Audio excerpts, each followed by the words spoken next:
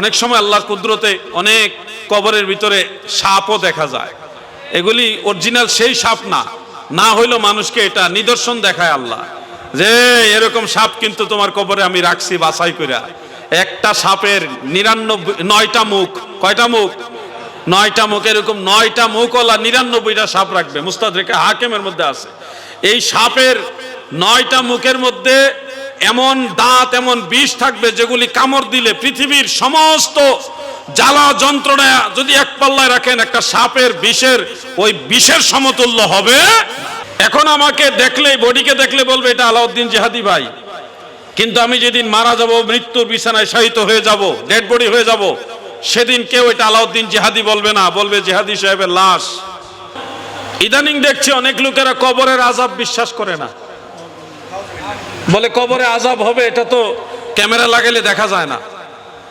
লাশ কবরে রেখে ক্যামেরা লাগাইছে, দেখে মুনকির নকির আসে না, সওয়াল জবাবও হয় না, আযাবও হয় না। এই জন্য কিছু মানুষ বলা বলি করে এখন, কবরে আযাব, এটা সত্য না, এটা কোরআনে নাই। এই ধরনের বিভিন্ন কথা এখন মানুষের ভিতরে ঢুকতেছে, ওগুলো শয়তান মানুষের ভিতরে ঢুকায়। মনে রাখবেন, মানুষের মৃত্যুর পরে রুহু হয় ইল্লিনে যায় আর না হয় সিজ্জিনে যায়। আযাব এই কবরে হয় না বুকা, আযাব হয় সিজ্জিনে। কোথায় হয়? সিজ্জিন মানে একেবারে জমিনের তলদেশে অগ্নিময় একটা জায়গা, ওইখানে রুহু নিয়ে যাওয়া হয়।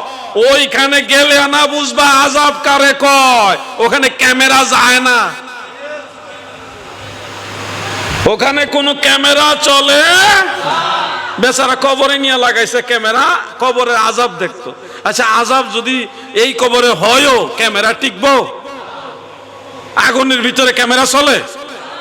আগুন তো এটা দুনিয়ার আগুন না, এটা জাহান্নামের আগুন। ওই আগুনের ভিতরে ক্যামেরা লাগাইলেও কি কাজ হবে? বিজ্ঞানীরা একটা কাজ করছিল, আপনারা দেখবেন ইউটিউবের মধ্যে ভিডিওটা আছে। তারা মাটির নিচের দিকে গভীর গর্ত করতে করতে করতে করতে অনেক বড় একটা গর্ত করছে। গর্ত করে সেই গর্তের মধ্যে তারা পাঠাইছে একটা মাউথ, ছোট একটা মাউথ, নিচে কি ধরনের কি আওয়াজ হয় না হয় এগুলি শোনার জন্য। এখন এই মাউথ যখন মাটির একেবারেই অনেকটা গভীরে গেছে, তখন এমন একটা আওয়াজ সেই মাউথের মধ্যে রেকর্ড হয়েছে, খুব সম্ভবত 17 সেকেন্ডের একটা রেকর্ড। 17 সেকেন্ডের মতো একটা রেকর্ড। আমার আনুমানিক বলতেছি 17 সেকেন্ড, একটু কম বেশি হতে পারে। এই রেকর্ডের ভিতরে এমন চিৎকার কান্নাকাটির আওয়াজ রেকর্ড হয়েছে যে কোটি কোটি কোটি কোটি অগণিত মানুষ আল্লাহর আযাবের আগুনে জ্বলে পুড়ে চিৎকার মেরে মেরে কাঁদতেছে। সেই কান্নার আওয়াজ রেকর্ড হয়েছে বিজ্ঞানীদের সেই মাউথের ভিতরে। এরপরে আগুনের হিটে এটা জ্বলে গেছে, রেকর্ডও বন্ধ হয়ে গেছে। কবরের আযাব মানুষ এখন সন্দেহ করে। আরে বোকা, তুমি এই কবরে আযাব খুঁজতেছো, মরলে তোমার রুহু এই কবরে থাকবে না, জায়গা মতো চলে যাবে যেখানে যাওয়ার। আর যদি ভালো মানুষ হও, মুমিন বান্দা হও, তোমার রুহু নিয়ে যাবে ইল্লিয়িনে, যেটা সপ্তম আসমানের উপরে। শোনো হে ভাই আমার, সওয়াল জবাব এগুলি মানুষের দৃষ্টি শক্তি, দৃষ্টি সীমার অন্তরালে হয়। ফেরেশতাদেরকে আমরা সাধারণত দেখি না। আমরা দেখি না কি ভাই? ফেরেশতাদেরকে আমরা দেখি না। আমাদের এই শরীরের মতো আরেকটা শরীর আমাদের এই শরীরের ভিতরেই আছে। এই শরীরের ভিতরে আরেকটা শরীর আছে, ওটাকে বলা হয় রূহ। কি হয়? কি বলা হয়? রূহ। মনে রাখবেন এই কথাগুলো। রূহ। আমি আয়নার সামনে দাঁড়ালে যে বডিটা আমি দেখি, এটা অরিজিনাল আমি নই, এটা আমার বডি। এটা আমি অরিজিনাল আমি নই, এটা আমার বডি। এখন আমাকে দেখলে, বডিকে দেখলে বলবে এটা আলাউদ্দিন জিহাদি ভাই, কিন্তু আমি যেদিন মারা যাব, মৃত্যুর বিছানায় শায়িত হয়ে যাব, ডেড বডি হয়ে যাব, সেদিন কেউ এটা আলাউদ্দিন জিহাদি বলবে না, বলবে জিহাদি সাহেবের লাশ। এটা উনার লাশ, এটা উনি না, এটা উনার লাশ। তাহলে উনি আসলে এইটা না, এটার ভিতরে উনি ছিল।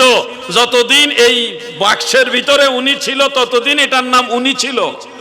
যখন উনি এটার ভিতর থেকে চলে গেছে, তখন আর এটা উনি না, এটা উনার লাশ হয়ে গেছে। কথা বুঝতেছেন আপনারা? এই সওয়ালের জবাব আল্লাহ পাকের দয়ায় প্রত্যেকটা রূহের হয়। অনেক ক্ষেত্রে যদি জেসেমেরও হয়, সেটা আল্লাহ তাআলা মানুষের দৃষ্টি চক্ষুর আড়ালে করবেন, ফেরেশতাদের পাঠাবেন, রুহু দিবেন, জাগ্রত করবেন। এটা হবে আলমে মেসালের জগৎ। আলমে মেসাল মানে কি? দুনিয়ার মানুষ যে যেরকম যে যেখানে আছেন ঠিক ওরকম আরেকটা জগৎ আল্লাহ তাআলা তৈরি করে রেখেছেন। মেরাজের রাত্রে নবীজিকে জাহান্নামের আযাব দেখছেন না? ঘুমাই রয়েছেন নাকি আপনারা? নবীজি মেরাজের রাত্রে জাহান্নামের আযাব দেখেছেন, জান্নাতের মানুষের আরাম কিরকম হবে এটা দেখেছেন। কিন্তু অরিজিনালি মানুষটা এখন হাসরই হয়নি, বিচারই হয়নি, জান্নাতে তো যাবে অনেক পরে, জাহান্নামে যাবে অনেক পরে। তাহলে নবীজি মেরাজের সময় জান্নাত জাহান্নামের আযাব এবং শান্তি আরাম কিভাবে দেখে আসলেন? প্রশ্ন দাঁড়ায় কিনা বলেন? এগুলি আপনাদের জানতে হবে। নবী করিম সাল্লাল্লাহু আলাইহি ওয়াসাল্লাম মেরাজের রাত্রে জান্নাত দেখেছেন, এটাও সত্য।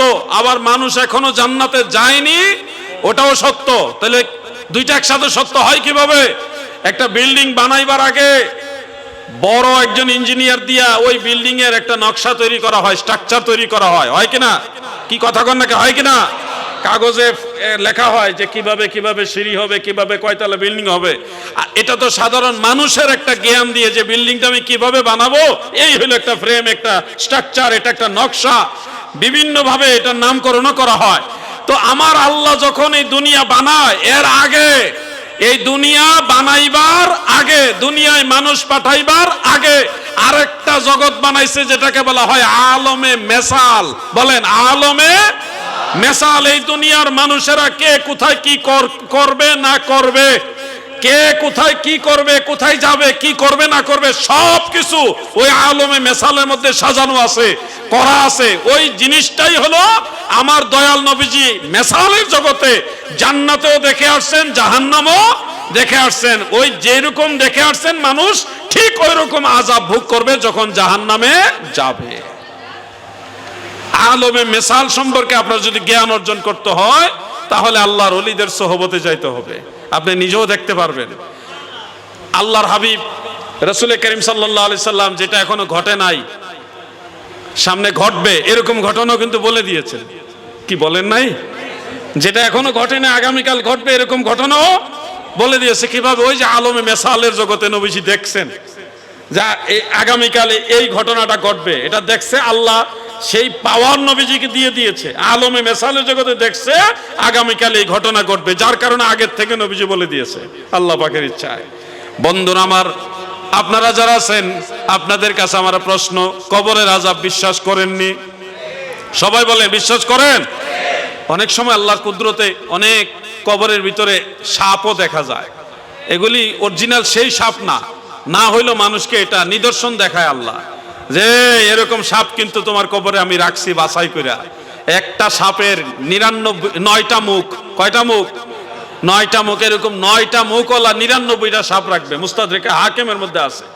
এই সাপের ৯টা মুখের মধ্যে এমন দাঁত, এমন বিষ থাকবে যেগুলি কামড় দিলে পৃথিবীর সমস্ত জ্বালা যন্ত্রণা যদি এক পাল্লায় রাখেন, একটা সাপের বিষের ওই বিষের সমতুল্য হবে। কি ভয়ঙ্কর সাপ কবরের মধ্যে রেখেছে। যদি আপনি আল্লাহ এবং আল্লাহ রাসূলের বিধান মোতাবেক না চলেন, এই পুরস্কার কিন্তু আল্লাহ আমাদের জন্য রেখেছেন। অতএব আমাদের সচেতন হতে হবে। আমি আপনাকে ওয়াজ করে ঠিক করতে পারবো না যদি আপনি নিজের থেকে না বুঝেন। আপনারা ওয়াজ শুনতে শুনতে শুনতে শুনতে ওয়াজ অনেকে জানেনও, 2-4 মিনিট, 10-12 মিনিট, 20 মিনিট অনেকে আপনারা ওয়াজ করতেও পারবেন। এখন ওয়াজ হয়ে গেছে কমার্শিয়াল। মানুষ মাদ্রাসায় এখন আলেম হওয়ার জন্য পড়ে না, এখন মাদ্রাসায় পড়ে বক্তা হওয়ার জন্য। এই জন্য আগের মতো শেরে বাংলা আজিজুল হক তৈরি হচ্ছে না। এখন শুধু মোটিভেশনাল বক্তা তৈরি হয়, আলেম তৈরি হয় না। সুন্দর সুন্দর কথা বলার লোক বের হয়, কিন্তু তাকওয়াওয়ালা আলেম তৈরি হয় না। সেই আবেদ শাহ আল মাদানি তৈরি হয় না। বড় বড় আলেম যারা ছিল, এরকম আলেমের সংখ্যা এখন কম। আল্লামা নঈমী সাহেবের মতো আলেম এখন আর পাবেন না। আল্লামা হাশিমি সাহেব, ইমাম হাশিমি সাহেবের মতো আলেম আগের মতো নাই। এখন দিন যত যাচ্ছে আলেম কমে যাচ্ছে। আমরা আলেমরা হয়ে গেছি কমার্শিয়াল। মানে কমার্শিয়াল, মানে কমার্শিয়াল। ৬০,০০০ টাকা না দিলে দাওয়াত রাখবো না। কি মিথ্যা কথা বলতেছি আমি? আমি বলছি না যে হাদিয়া নেওয়া জায়েজ নাই, কিন্তু সব কিছুর মধ্যে একটা ব্যালেন্স আছে। ব্যালেন্স করে চলতে হবে। এই ব্যালেন্স যদি আপনার মধ্যে না থাকে তাহলে ওই যে বক্তা হতে পারবেন, আলেম হওয়া যাবে। আল্লাহ আমাদের বুঝার তৌফিক দেন, আমিন বলেন। লা ইলাহা ইল্লাল্লাহ লা ইলাহা ইল্লাল্লাহ লা ইলাহা ইল্লাল্লাহ মুহাম্মাদুর রাসূলুল্লাহ সাল্লাল্লাহু আলাইহি ওয়াসাল্লাম।